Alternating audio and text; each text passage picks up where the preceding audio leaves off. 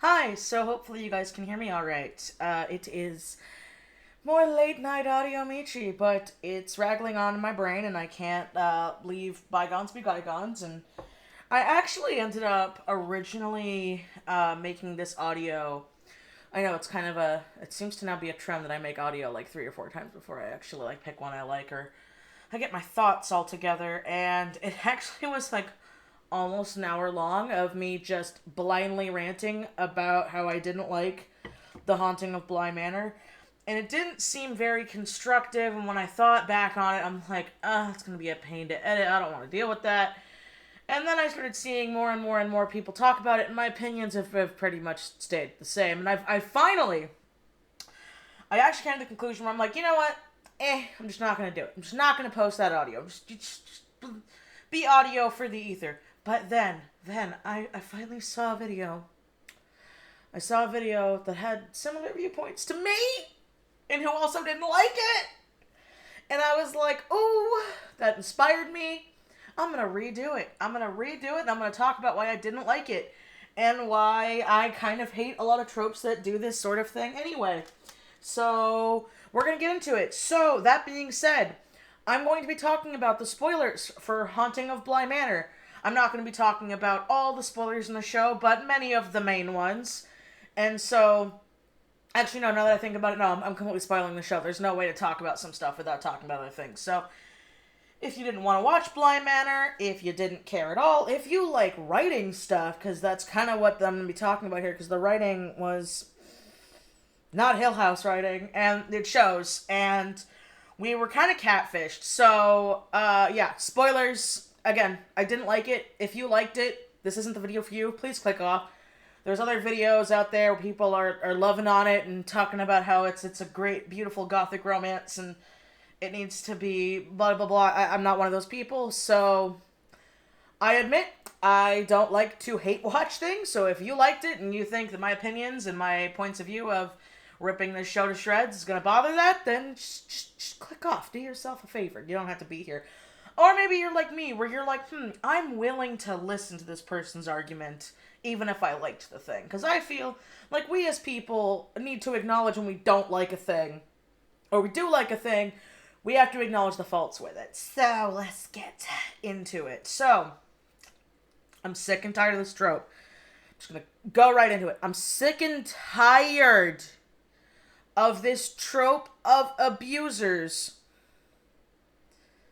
as them being a complex character. And I say it in that way because when they mean a complex character, they mean not evil. And I know that sounds very black and white, but in certain stories, especially sadly gothic romances, some things need to be black and white within the shades of gray. So I'm going to be talking about Peter. Okay, Peter, the guy who was supposed to be the groundskeeper ghost. So now, I originally read The Turning of the Screw years ago. Granted, it was years ago, but I did read it. Thought it was boring. Because, I'm sorry, I know it's terrible as my horror fan, and, like, some of my writer fans and friends must be looking at this, like, how dare... I'm sorry, I know it sounds bad, but growing up in the, late 90s, early 2000s, being around the am I insane or was it ghosts has kind of been overplayed. I understand now as an adult, wow, that was an extreme genre bender back in the 1800s when it was written. I get that. It's a lot like H.P. Lovecraft stories. When I read H.P. Lovecraft stories and I was like all excited to get all spooked because I always hear people talk about how spoopy H.P. Lovecraft stories are, and then it's like, oh yes, this being was so terrifying. My mind cannot describe it. I'm like, that's weak. That's weak, you racist. That's weak. Because if you don't know, H.P. Lovecraft was a giant goddamn racist. It was disgusting. So, it's one of those things where it's like, I get that you guys, like, open the door so people could, run. And I'm saying it that way because some people are like, well, they walked. So it's like, no, you open that door. You put that little nugget of thought out there for, other writers to be like, okay, but what if I did that but better.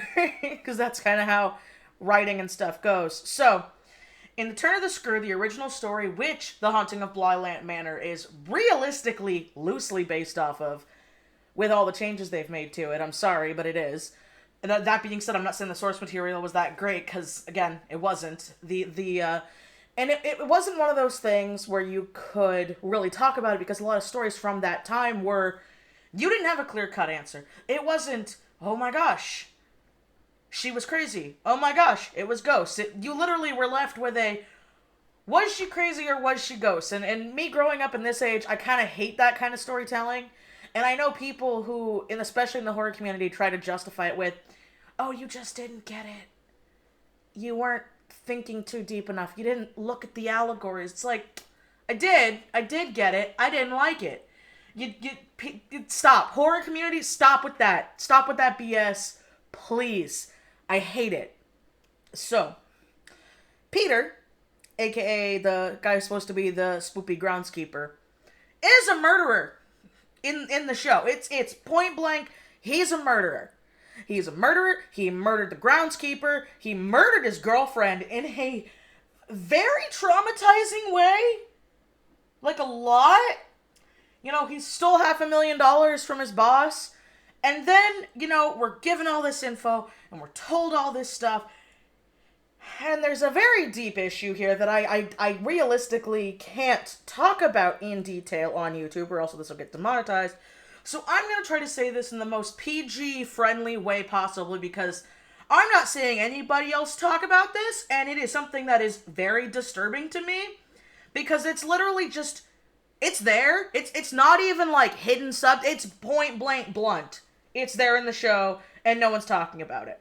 So, the whole point of the show was that Peter and Miss Jessel, I forget her first name, the original nanny that got murdered and died, but she was murdered very graphically, as we watched in the show. Their plan was to perma-possess. Now, Peter and Miss Jessel are lovers, point blank blunt, lovers in the show. And their big plan that Peter came up with was, we're gonna perma-possess these underage children who are siblings / half-siblings / half-cousins, because that was a plot point that had to be in there. Don't know why, and I'm going to explain why and how that wasn't necessary and how that adds to another stereotype I don't like in writing in a little bit. Just put a pin in that. For them to live out their new lives as lovers in the bodies of siblings. Because I can't use the real word on YouTube. And that was their plan. Because people try to justify, well, Miss Jessel wasn't actually down for the... No, she was. She was, because when you get to that episode, you find out that Flora, being all weird, was Miss Jessel in Flora's body, possessing her, preparing her for that permafusion of nasty. And so now Peter is into same family loving of underage children, as it's implied in the show, point blank blunt. He possessed his girlfriend against her will to kill her in drowning, and then, even in the more sick and twisted way, when he did that, he didn't even let her wake up dead. He yeeted right as she died, so she came back right as she died. So she witnessed her death, point blank, from him just leaving. So he murdered her. He murdered the housekeeper by possessing said underage boy, Miles, which he witnessed, because you see it in the actor's face, so he knows what happened, and that the housekeeper's body is just in a well. That's, not going to add issues to that kid at all whatsoever. And then they pulled a cop-out at the end where they're like, oh, the kids don't actually remember. And I'm like, you only did that cop-out for the magic voo-voo writing, So the kids don't have the traumatic scars of living in this place and, witnessing murder. That one of them being possessed did. So he has now murdered officially 2 people. He has convinced the soul of his murdered lover to possess an 8-year-old little girl so they can live on again. Okay. That's all very disgusting. That's very evil, in my opinion. You don't come back from that. But then the show pulls that trope that I hate, because I'm seeing it more and more, because you get his flashback, purgatory episode, because all the ghosts end up, reliving memories and stuff in their life. And his is talking to his mom. And he's having this moment. Now, the actor, I've got nothing wrong with the actor. The actor's great. I think he did great. I just really think the source material is trash. He ends up going to his mom and is like, you know what Dad did. You let Dad have those sleepovers and do things to me and those kids, and you just let it happen. And I was like, oh, no! Bly Manor, don't do this. Don't tell me this guy was abused as a little kid, he's deep and complex, and it's not his fault that he was down for sibling love of underage characters, of murder of 2 women, one of which was tricked and, possessed against her will. And your cop-out is, well, he's a complex character because he was abused as a child. So that washes away all the nasty that he did. Yeah. That's why we put that in there. And don't think deeper than it. That's why they did it. That is why they put that in there, so he couldn't be pure evil. And it's worked. It's worked. I've seen people like, oh, I thought I hated Peter. I thought he was just disgusting and evil. And then I found out he was abused as a child. So it wasn't his fault that he willingly, as an adult, came up with these plans and abused these people and murdered others. Because he's a complex character. Right? Right? That's how that works. That's the get out of jail free card. So, people who were actually abused by abusers were not allowed to feel bad. Because they were hurt as kids. So that's why they did it. So it's not their fault that, they left us traumatic scars. Because they were hurt. Yeah, that's how that works. Because I'm sorry, as someone who has been abused, as someone who lived in a very toxic environment for quite a long time, as someone who experienced gaslighting behavior with toxic people, that would justify their toxic behavior as, well, this happened to me when I was a kid, so that's why I'm like this way. See, you can understand that as a reason. Don't make it right. Doesn't make it right. And it doesn't, it doesn't suddenly be like, oh, thank you for all those traumatic scars. It wasn't your fault because you were abused as a child. You're so right. That gives you 100% right to now mentally inflict pain onto me. And in some cases, such as in this show, it's totally okay to just murder people. And convince said person that you murdered, who's supposed to be an intelligent woman, that I know how to get over this. So we don't have to go be spoopy faceless ghosts. We're just gonna possess the bodies of these underage siblings so we can relive out our lives as lovers and adults once we're adult again. And I'm like, no one's talking about that. No, we're not going to talk about that. We're not, no, Even though that's the main point of the show. Like, it is. It's why you got thrown in the lake ghost at the last second, was because that was the main point of the show, and they needed to find a resolve for it. Yeah. Oh, sorry, my fan kicked up, so hopefully my mic doesn't pick that up too bad, but as you can tell, I'm a bit of a confusion. Just a bit. Because, I'm a Mike Flanagan fan.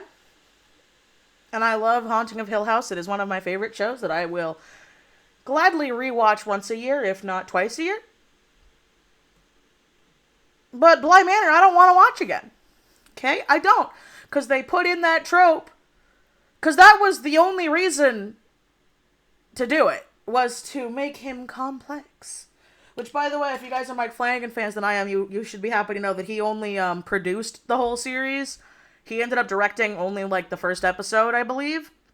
So that also puts a lot of context into it. So, there's that, which is a terrible, terrible trope I hate. And the other trope I hate is, now, as a bisexual woman who is a proud member of the LGBTQIA+ community, I am very happy to see more representation out there. However, that being said, I'm kind of sick and tired of villainizing straight characters that didn't do anything wrong. Because this is something else that I'm not saying anybody else bring up. It's pretty messed up in my personal opinion. So Danny, the new au pair, the American, the technically main character of the show, when she shows up to the manor and stuff like that, she has this, I call him the anime ghost, because he's all blacked out with the, glasses going on. He's haunting her throughout the whole show, and he's been haunting her since she was in America and stuff. And you find out that he's her guilt that's haunting her because of what happened. And I'm going to get into what happened, because that's spoiler text to get into it. So you find out in that flashback that Danny and that man, I forget his name. I feel bad that I forget his name, but literally, I was so confused watching it that I wasn't having a good time. So you find out that they've been best friends since they were little kids. They'd been dating since middle school. They've been dating since high school. They got engaged. Everyone was so happy. They had just had the rehearsal dinner, so their wedding was the next day, because someone pointed this out in my stream when I was talking about it. And at the dinner, Danny, you can tell Danny's uncomfortable. And I kind of got that, she was, originally I thought she was a bisexual. I didn't know she was a straight up lesbian, which, by the way, there's nothing wrong with that, but it has to go with the writing that I'm talking about, the writing that's a trope that I don't like that's going on right now. And so, now this also takes place in the, late 80s. Time frame does matter, obviously. It's, they didn't have as much representation as they do now, but it is a lot better than, the 1800s. I'm just going to point that out right now, so keep that in mind while I'm talking about this. So, Danny is talking with her fiance, and they're at a dinner, and he's genuine nice guy, and he's like, oh, we've been so stressed with the wedding and the planning and everything. I just wanted a night just for us, like the old times, so we can talk about it. And then Danny's like, yeah, it's a lot, and, no. And he's like, okay, well, we'll have, a private wedding. Well, it'll be small, it'll be fine, And he's like, I was just worried that you're gonna say he didn't want to get married. And she gets really quiet, and he gets really upset. And then it, skips to them being in a car and stuff. And, it's heavily implied, because we don't see it, it's heavily implied that she told him that she was a lesbian, because she says something along the lines of, I was just going along with it. I was just hoping that eventually I would start feeling the things I was supposed to feel. Now, again, as someone who was a closeted bisexual for a very long time, I understand it's really confusing, and I understand it's different than me because I like both men and women. And so with that being said, it can be a little confusing, and especially I don't understand what it's like to solely like one, gender or sex, depending on whatever your preferences. But when she's talking about it, I could relate a little bit, it was sad. And he got very upset and very angry. Now, he didn't say anything mean to her. He didn't call her any mean slurs. But he was rightly upset because, as we saw in the flashback not even 10 minutes ago, This is the only couple either of them have ever known. They grew up their entire lives, finger quote, dating and falling for each other. So in this poor schlub's mind, he thought everything was great. He thought he was marrying his best friend. And she even says later, she did love him, just not in that way. You know, so it wasn't like she was just completely leading him on. Completely. But, you know, he's upset, he's angry, and he couldn't be near her right now, learning all this. So he ends up opening the door and getting hit by a car and dying right in front of her, right after this conversation. And that's traumatic, and it's why his ghost is with her, and it's why this and that. And so that makes sense. Danny has this guilt that her telling, you know, her best friend that she did love like a friend, you know, all this terrible stuff, and breaking his heart at the end, and then having everybody around them not know that she's a lesbian, constantly tell her, like, well, at least you two were together in the end. No. And that's very traumatic and upsetting, and that is terrible. So it makes sense that he was, you know, following her everywhere, and because he wasn't actually there. That was all of her mental stuff. That writing's fine. That writing's good, my opinion. My point of view I don't like is with the fandom taking it right now, that he had no right to be upset. He had no right to just leave the car like that. And I'm sitting here like, I'm sorry. As someone who married their high school sweetheart, I would also be very upset and very heartbroken and very angry if this person that I'd spent literally all of my life with, because they grew up together, thinking that we were like soulmates and meant to be, and everything was fine and dandy, to the day before the wedding, find out they'd been lying to me this whole time, that they'd been going through this trauma that they never felt safe enough to tell me, so that they in turn kept leading me on. And before anybody says something like, oh, well, that's what you had to do as a safety blanket, that's what you had to do, I understand that to a small extent, but at the same point, that's where you end up getting the sad trope of the villainized mom or dad that, you know, they just went along with social norms and everything else and ended up, you know, destroying a family, and they themselves ended up being vilified for breaking up a family, for being this sinful being. And that also has to do with culture. So I get that. I get that it's time frame, culture, everything. But the fandom is framing the man that got his heart broken, who didn't say anything mean or hurtful to her. He just wanted to get away from her because he was heartbroken and upset the day before his wedding.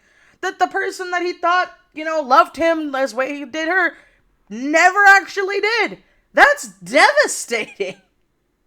But the fandom is just hating on him for haunting her, when that one's very clearly her and her guilt manifesting in the haunting. He's not actually there.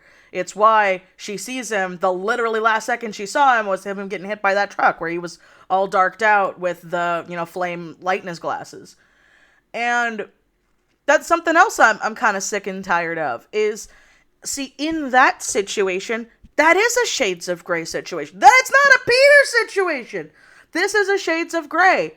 They were both in the wrong, and they were both hurt, and they both were devastated in the end. But the Peter ghost, no, it's not the same level, and we need to stop vilifying the poor fiance for being heartbroken and then dying. 'Cause, like, what the heck? That's something else that's just gotten me really upset. I am happy, though, with how Danny, you know, does come to terms with her sexuality, does come to terms with power, gets to have the nice relationship with the gardener. I really like that. I like that they were able to have, I believe someone said it was like 13 years together from a review I saw online. I thought it was like, you know, 8 or 9, because they said like it was 5 years, whatever. I'm very happy about that. Kind of wish the whole show was about that. Not that the whole show was about this, ooh, would they, won't they? Are the kids actually possessed, or are they just weird? Oh, is it just trauma, or is there ghosts? Only to find out, yeah, there's ghosts, and the kids are being grossly abused. And now we're getting to that last little bit that just made my blood boil, okay? The last nail in the coffin for me. The flashback black and white episode, that was great. Good, 10 out of 10. love that. If I ever rewatch Bly Manor, I'm legit probably going to watch just that episode and nothing else. But we're going to get into that weird. Remember how I mentioned before how the siblings are half siblings and half cousins. So we're going to get into that show. Lip smacking because I'm irritated. You find out in the middle of the series, I believe, that the reason why the uncle, because in the original story, the uncle was just like, yeah, go watch my kids, because again, it was written in the 1800s. Families were really big back then. It was probably just an uncle in charge of affairs. So yeah, like he wouldn't care to go see the kids. So it doesn't really matter. But in this one, it's like, no, we gotta modernize it. We gotta make, okay, why won't he see the kids? So there's no reason in the 80s when your whole family's gone and dead, you wouldn't see your only two living relatives. So we gotta think of a way to do that. Here we go. Ready?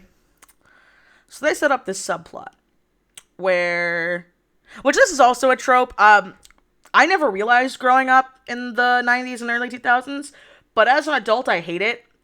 I hate the single income households that are these really, really rich, disgustingly rich families who are a single income household. And because usually it's the mom. It's all, because even in this modern day, we can't have a woman be the sole breadwinner. That doesn't happen. No. Has to be the man. Has to be the dad. So the dad's, usually working his booty off, making all this money so they can, not work and live in this giant lavish house with all their kids and all their money and do whatever they want.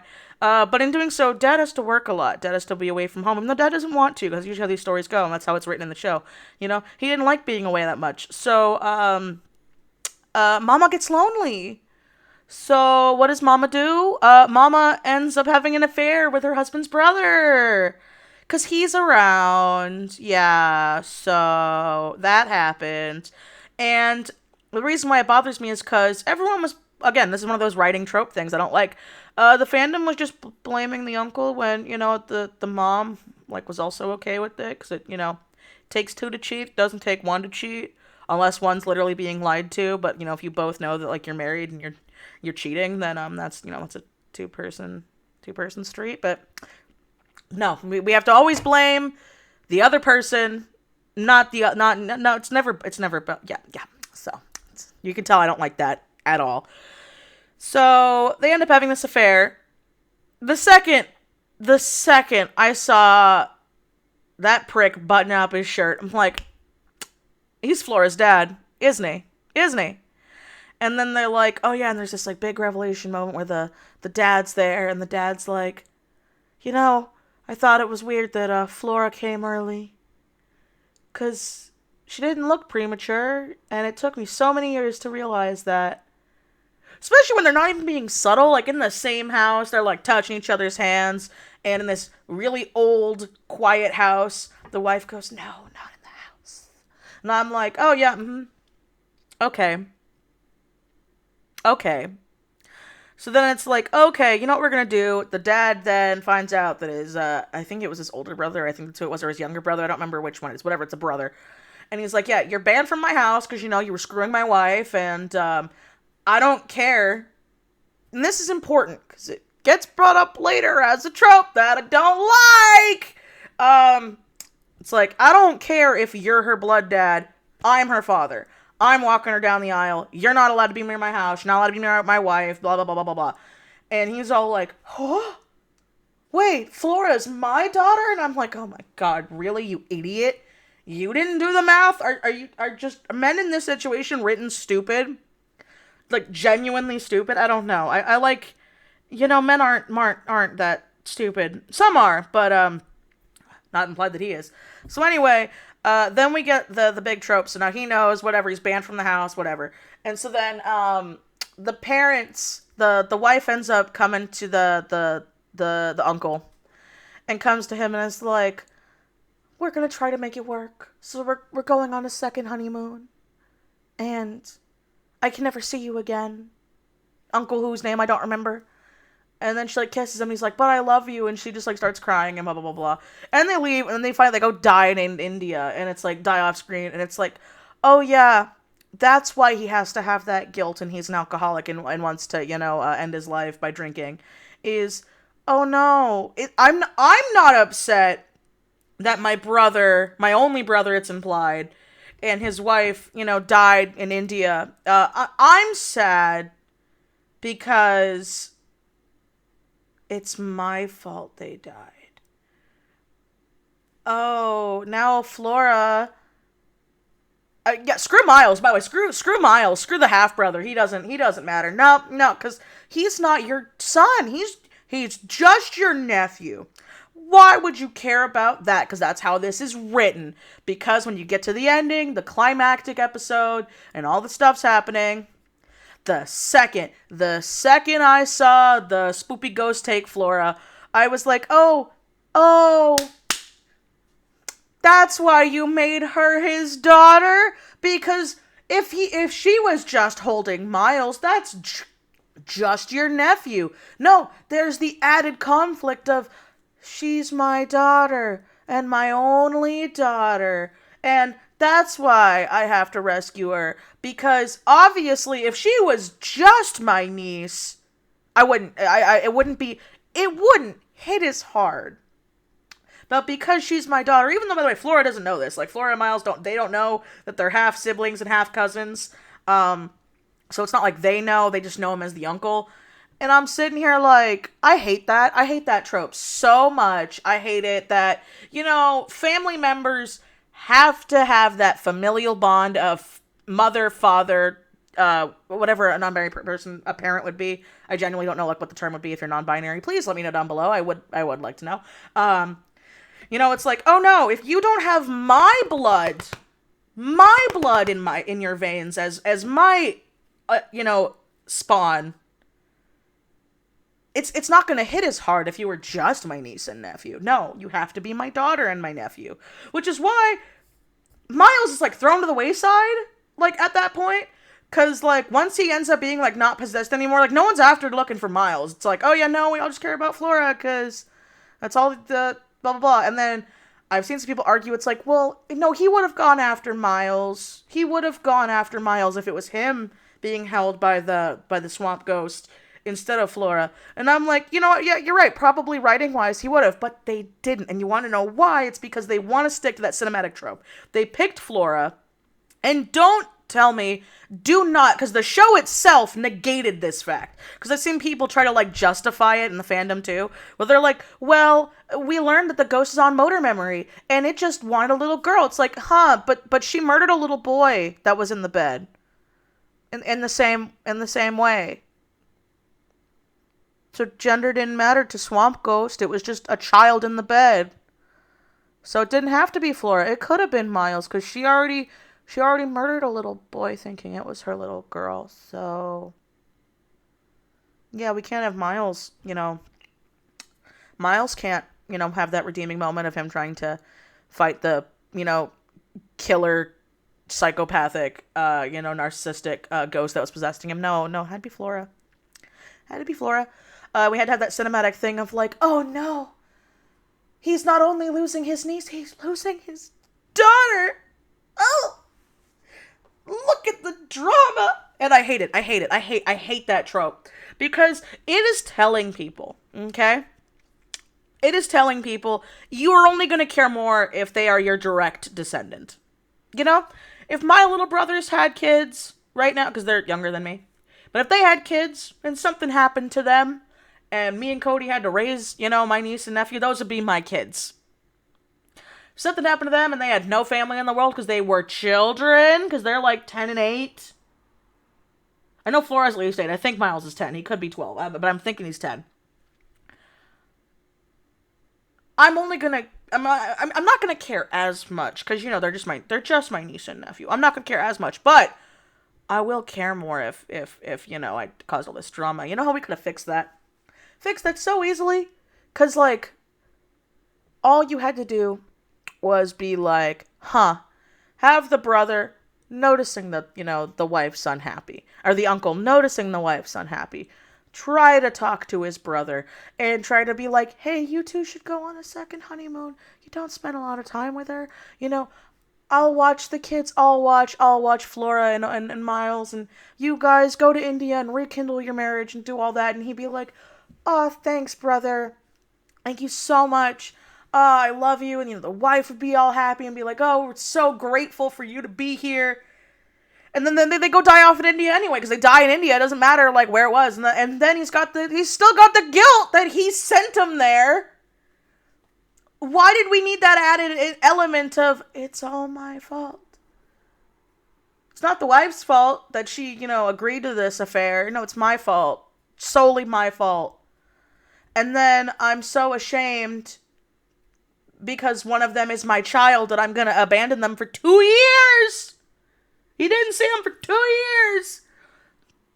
Only to have that, like, big, a twist. And it bothers me. There's tropes that I want to see go away. I want to see the surprise you were actually my blood kid to add extra grabbing to it, because that negates any adoption or found family or, mixed family aspects to it. That's all gone. This narcissistic murderer and thief. We're gonna just make him finger quote complex by having him be abused as a little kid.